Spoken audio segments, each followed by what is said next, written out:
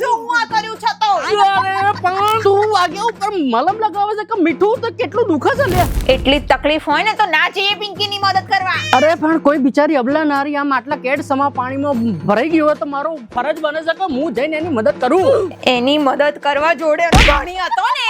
અરે એ હવેલો પાપડ શું કોઈની મદદ કરવાનો હતો. તો તમે ગયા હતા ને ધુરંધર બનીને તમે શું કરીને આયા?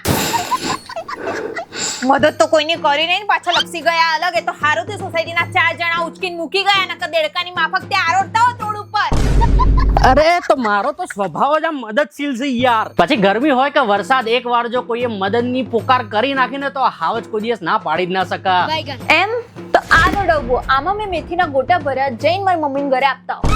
હે પાગલ, તો તું તારી મમ્મીનું ઘર અહીંથી 20 કિલોમીટર દૂર છે અને આ પાણી કેટલા ભરાયા છે તું એ તો જો. હા તો શું થયું? તમે તો હાવજ છો ને.